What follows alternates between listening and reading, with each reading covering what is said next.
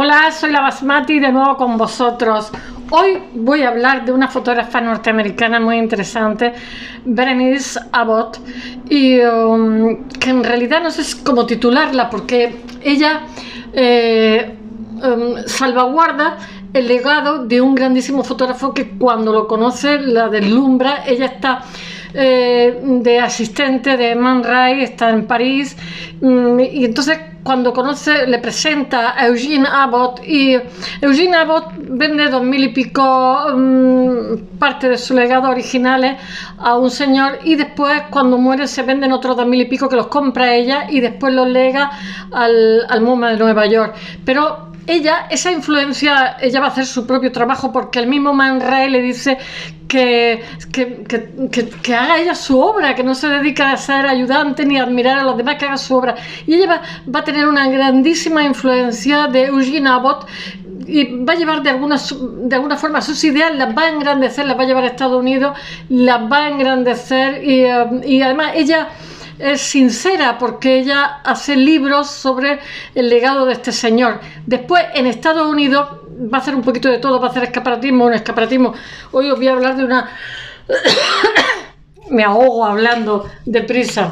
Os voy a hablar de una pieza que es este ciervo que veis aquí colgando, de los años 30.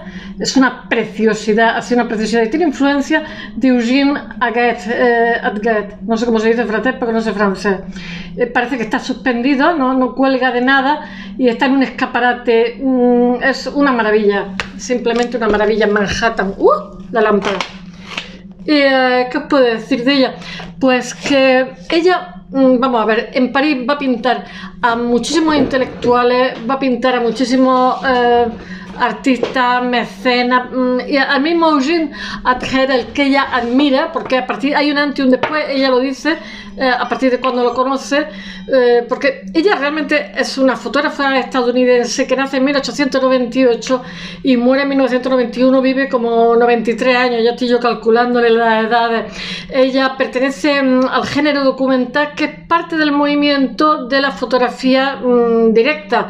Os tengo que hablar de fotógrafos porque son dos artistas como los que hacen un lienzo, y lo mismo que los escultores y lo mismo que los videoartistas, etc. Ella es conocida por sus retratos de artistas, como he dicho, intelectuales, mecenas, y que tienen una gran presencia en el París de los años 20, pero después ella va a tener una gran presencia en lo que pasa es que se le va a reconocer tarde, porque las retrospectivas se las hacen en los años 80 y 90, cuando ella está a punto de morir. O sea, ella tiene prestigio dentro de lo que es el mundo de la fotografía artística profesional, pero no se le reconoce. Yo creo que también en parte por su condición de lesbiana, etcétera, etcétera. Os parecerá una tontería que hoy lo tenemos totalmente integrado, pero en otros tiempos era como, y más siendo mujer, era pues un motivo de no promoción, así os lo digo. Y estoy con las bolas chinas aquí. Y bueno, ella va a hacer muchísimos retratos de personajes de la cultura, de la arquitectura y también de la vida urbana de Nueva York, porque ella se dedica a hacer fotografía de un Nueva York que desaparece, que está desapareciendo, porque al ser una ciudad tan dinámica, os estoy hablando de los años 30, al ser una ciudad de la depresión, al ser una ciudad tan dinámica, está continuamente abatiendo barrios enteros y con nuevos planes de urbanismo, etcétera. Entonces ella, como tiene nostalgia por esa ciudad que está desapareciendo, se dedica también a hacer fotografías de esa ciudad que desaparece en la década de 1930. Ella es hija de padres divorciados y la cría totalmente su madre sola. Ella estudia un año en la Universidad de Ohio y a los 18 se muda al Greenwich Village, que es el barrio de los artistas en Nueva York, donde conoce y entabla amistad con lo mejorcito que en ese momento, que es Djuna Barnes, que algún día os hablaré de ella porque me parece que se escribe El bosque de la noche. Eso excepciona totalmente.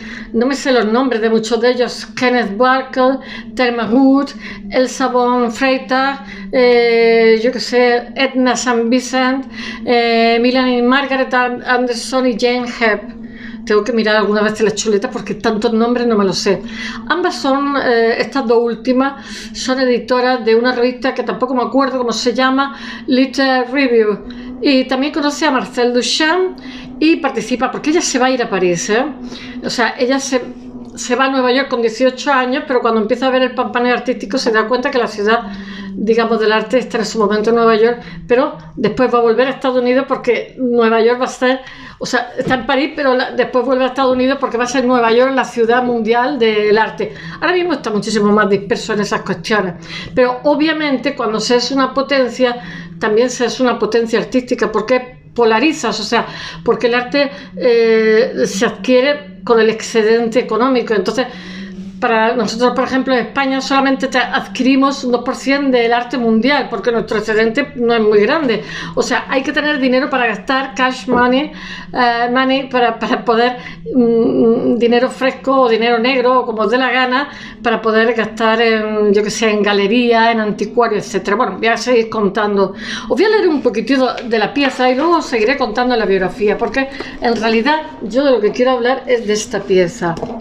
A ver, un poquito solamente os voy a leer. Dice: todos los días os voy a hablar de cosas modernas, sobre todo del siglo XX, pero voy a hablar también de cosas pasadas.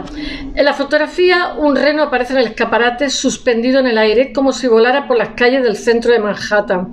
La cuidada composición de la imagen aísla el diorama de su contexto inmediato, de manera que es difícil distinguir los objetos situados detrás del cristal de los que se reflejan en él. No lo voy a leer entero, voy a leer un trocito nada más. El surrealismo de la escena evoca la obra del fotógrafo francés, como he dicho, Eugène Aget, a quien Abbot conoce cuando trabaja como ayudante de Man Ray. En París, Abbot desempeña un papel crucial a la hora de preservar el legado de Aget. Cuando el fotógrafo muere, compra muchos negativos y fotografías y promueve la publicación del libro Fotógrafo de París en 1930. Ella va a ser inventora, ahora lo contaré, que muestra 30 años del documentado de París. De regreso a Nueva York, Abbot comienza a trabajar en su propio inventario de la ciudad y documenta numerosos proyectos arquitectónicos de la Gran Manzana. También es conocida por sus retratos del periodo de entreguerras de figuras como Jean Cocteau, Jean Joyce o Peggy Guggenheim. Mirad, esto se llama ABC del arte, que es de Faidón. Lo digo porque muchas veces me preguntáis los libros de qué editoriales son. Pues mirad, son libros baratos, todos, se pueden conseguir incluso de segunda mano por nada de dinero. Este es de Taschen. Taschen significa en alemán libro de bolsillo. Entonces, pues Taschen, como os he contado, pues viene una pieza, un autor. Yo normalmente no suelo seguir esto, sino lo que sí que suelo seguir es a los artistas, o sea, la selección que hace, me suelo buscar la vida para contarlo desde otra perspectiva, porque la mayoría los conozco, no todos, muchas veces aprendo. Y este es como un diccionario, no son libros caros, donde lo mismo trae una cosa, es que hay unos reflejos tremendos. Un cuadro antiguo, piezas antiguas, como piezas muy, muy modernas. Ellos hacen la selección que les da la gana, el autor, como no, y bueno, pues vosotros os gusta o no os gusta.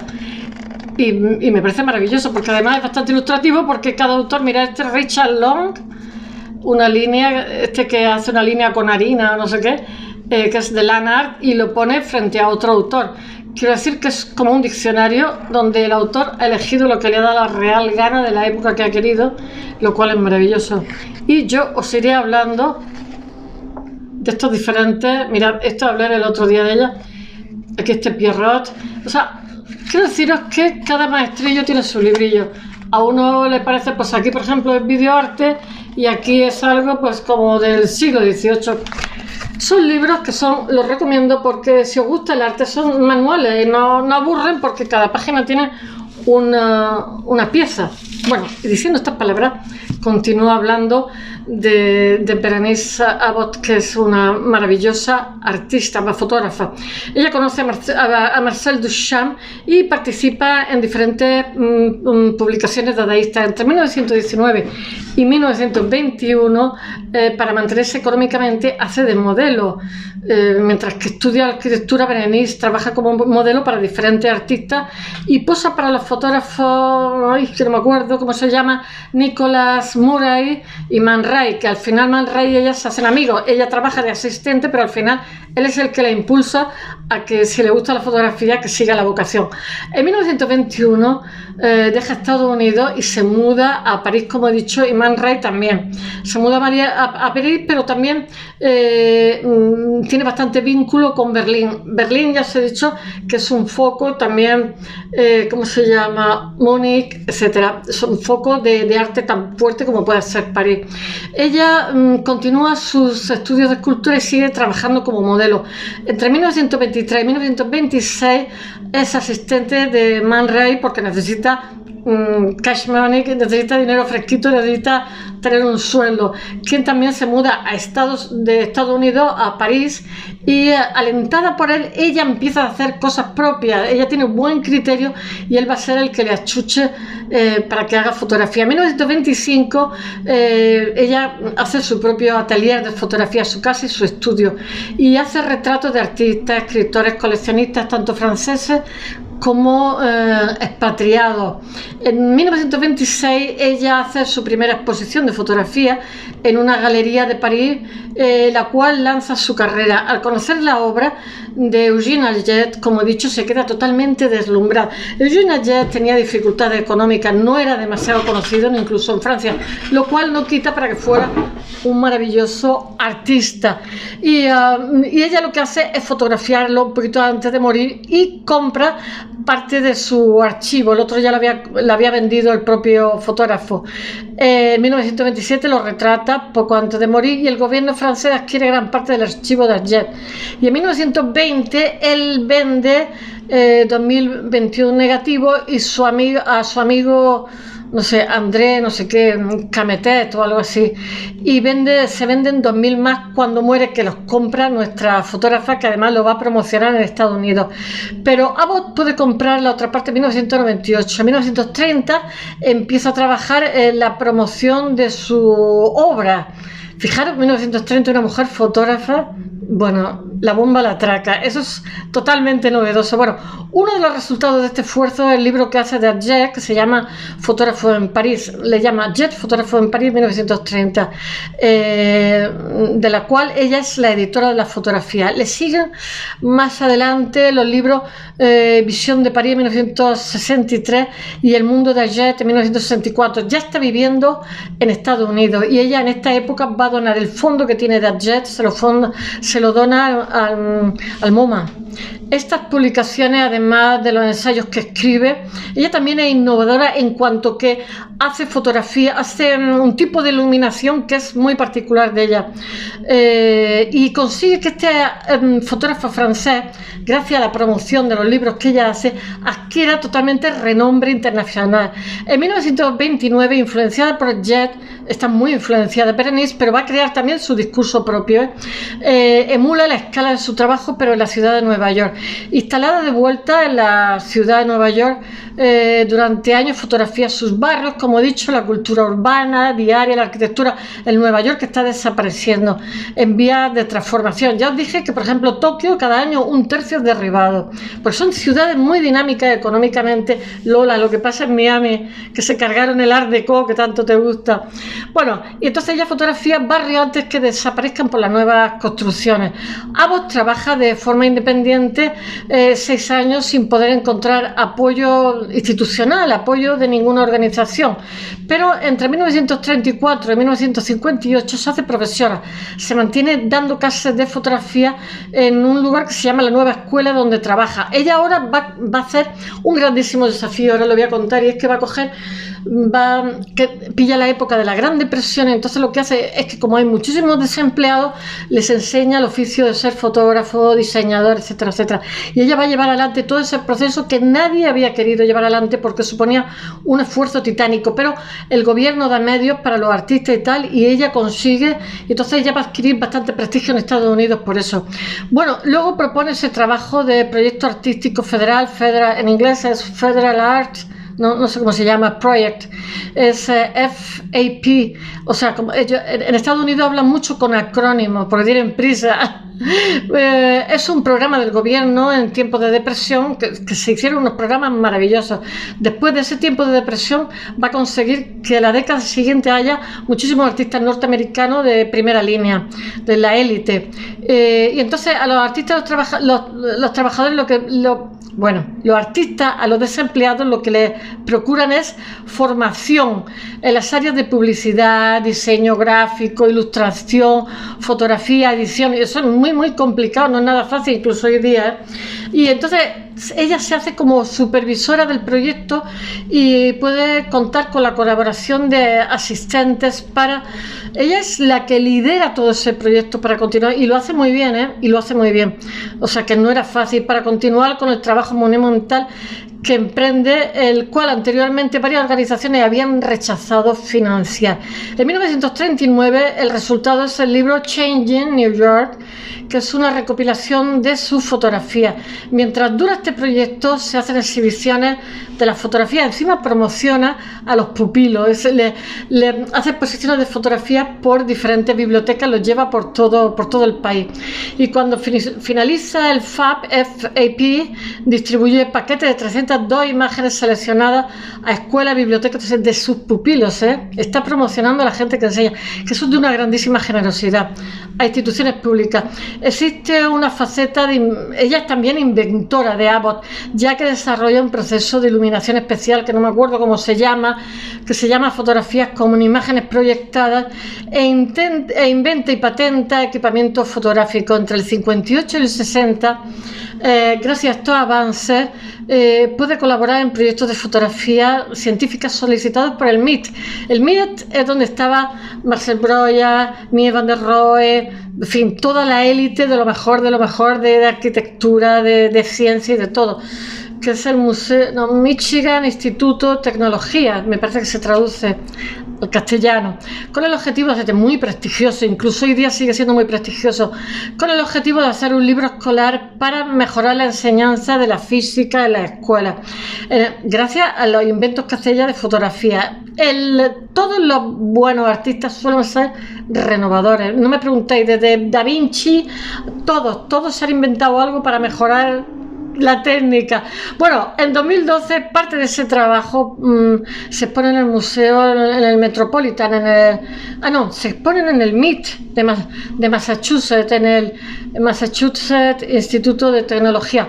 Otro proyecto de documentación que realiza es fotografiar la ruta nacional. Es que en Estados Unidos hay varias rutas que me encantaría hacer. A mí, siguiendo el Mississippi y el Missouri, hay la ruta 1, que es junto con los pueblos pequeños y la cultura del automóvil que se desarrolla alrededor, y entonces lo hace como fotográficamente, hace ese proyecto que es muy interesante. En 1935 se traslada un loft a Greenwich Village, y con la crítica de arte ella tiene una pareja, mujer, ya he dicho, Elizabeth McCausland, que va a tener mucho que ver en que ella sea conocida porque publica monografías de ella, la promociona mucho a nivel de escritura, en fin, es su compañera sentimental con la que vive toda la vida, y hasta la muerte de McCausland, que es en 1965, y es un gran apoyo en su carrera. Escribe artículos en diversas publicaciones sobre la obra de Berenice, incluso piensa el título para su libro en 1939, le ayuda muchísimo. Era una buena mujer y murió prematuramente. En 1968 vende el archivo de Arget al Museo de Arte Moderno del MoMA, Nueva York, y se muda a una casa en Maine, que ahí va a vivir hasta que se muera. ¿Qué puedo decir? Hasta el día de su muerte. En 1968, su último libro de fotografía, A Portrait of Maine. En 1970 tiene lugar su primera retrospectiva. En 1970, esta mujer, no sé lo que tiene en esta época, pero no sé, creo que 80 años, alguna cosa así. Se le reconoce muy tarde de su obra, tiene muchísima obra en el Museo de Arte Moderno de Nueva York. Y también tiene su primer portfolio de la obra fotográfica que se publica en 1976. En 1982 recibe el premio Women's Caucus for Art Lifetime Achievement Award. Bueno, en 1989 el premio a la trayectoria del Centro Internacional. Estoy contando algunos premios, tiene mucho más. Tiene muchísimas exposiciones, tiene un currículum que es bestial, pero no quiero tampoco aburrido. Voy a ver si encuentro vídeos y fotografías para ilustrar el blog. En 1991 ingresan a los Ohio's Women's Hall of Fame. En fin, esto es todo. Espero que mañana traeros otro artista que os interese. Esta fotógrafa es excepcional, así que por favor mirad mi blog que os va a encantar. Hasta mañana.